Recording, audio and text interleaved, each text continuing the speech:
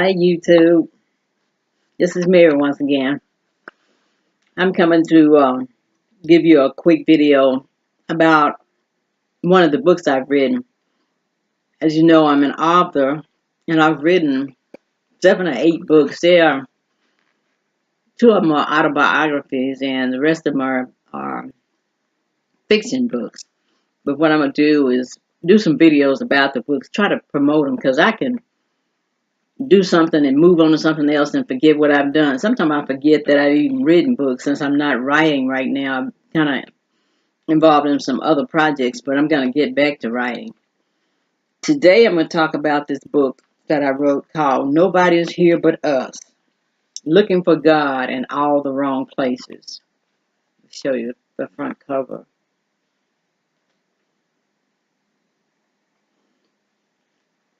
I'm going to read the back page.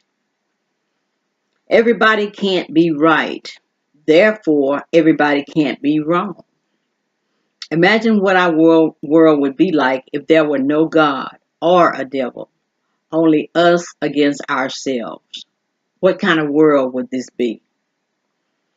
This story takes place in the early 1800s near New Orleans, Louisiana. The secrets and the lies hidden from the slaves and the slave owners are unveiled as the Armageddon between the Christian God, Jesus, and the voodoo god, Dumbella, begins. Will anyone win? Or will there be sudden death of their world in overtime? Religion was invented when the first con man met the first fool, Mark Twain. This is the back of the book.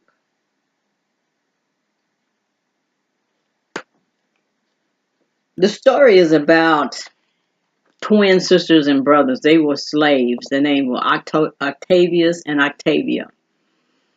Octavius, the boy, was, I would say, he was homosexual. Not in the tense back in that day, but he had more feminine characteristics than his sister did. He was short, fat, and stubby, and had feminine ways. His sister, on the other hand, was tall, strong, and had masculine characteristics. She could chop more cane than any slave her age, and she was very energetic. She was fast, and where her brother was slow. The brother kind of hung around his mother, and Octavia, she hung around her father. But they were all dealing with believed in the Catholic religion. They were Catholic, but they still had some of the old slave ways, and they would sneak away and have these meetings in the woods, and they would do the calling of the spirits. And that's what this story tells about that. But it tells about a relationship between the slave and the slave master. I can't get into details, but I want to, it does have pictures in it, but they're all black and white.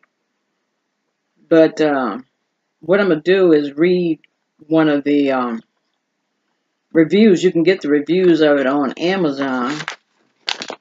Just go to Amazon Books and type in Mary E. Sims and look up Nobody's Here But Us.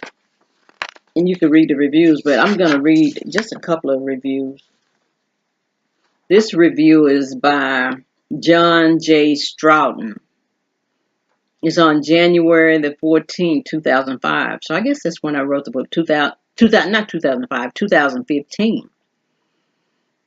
It says, this book took me by complete surprise.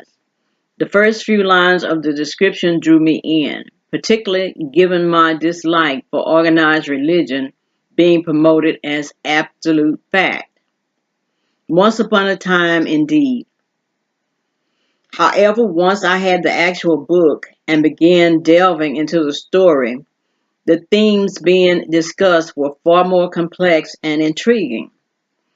This book was about clashes of old and new, long lost ideals and long hoped for ideals, magic and God and freedom. Two focal points, Octavia and Octavius, are perfect embodiments of the confusion and uncertainty of the times, as well as the subject matter.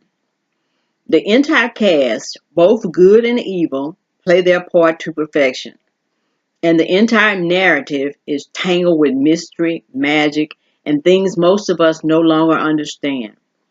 I was fascinated by the ability of Sims to inject so much subtle philosophical discussion into a rather slight, straightforward narrative, and it never seemed forced or heavy handed.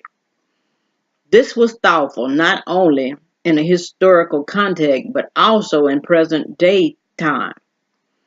Given the confusing times we are living in, where race, equality, religious tolerance, and gender issues are still at the forefront of national and international attention, a book like this, which promotes free thought and philosophical liberation, is more important than ever. Okay, and then another review, let's see, says a thoroughly unique and fascinating story. This is by Veritas Vincent.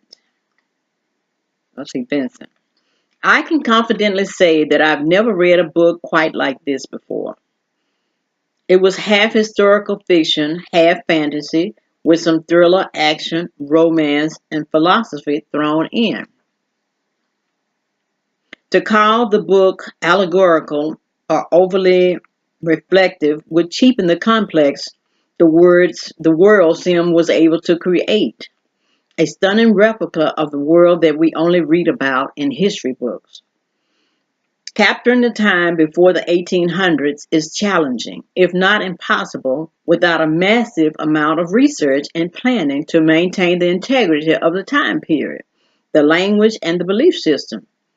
Not only that, the author injected spectacular fictional elements that made the entire book flow and grow and tangle as it moved forward. Octavia and Octavius are exceptional characters to watch, while their dual nature initially struck me as a heavy handed metaphor for the time period and the conflicting beliefs of the age. I realized that those characters were much more than symbolic.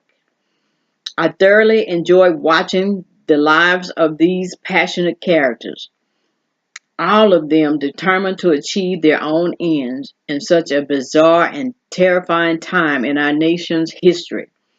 It is a stunning achievement from an author who has risen to the top of her game.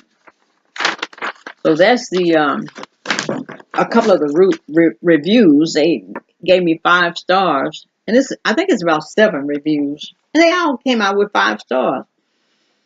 But let me see if I can find some pictures. And the book does talk about voodoo and the rituals and black white love. And so I started rereading the book, and when I write a book, I can forget that I wrote it, and I'll go back and reread it, and I can get just such a suspenseful state till it's like I forgot that I wrote the book, and I'll say, "Ooh, oh, okay, they're not gonna die, they're not gonna die," and it's funny how I do that.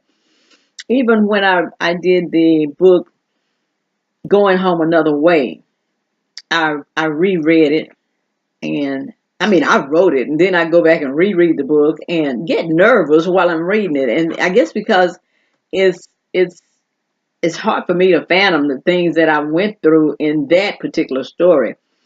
But I already did a video by Going Home Another Way. But I'm going to introduce the rest of my books in different videos. But this is a picture.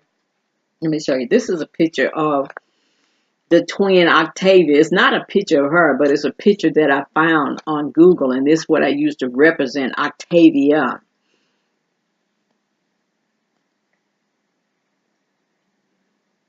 And I was surprised that I could find a black woman that was tall and thin and had masculine features. And I said, this is the the exact replica that I pictured that I would represent Octavia. But the book is a good book, And I really enjoyed writing that book. I enjoy writing all of my books. And like I say, I'm going to get back to writing. Just have to think about what I'm going to write about. But anyway, I'm going to get off of here. Don't forget to subscribe, like, and share. Bye bye.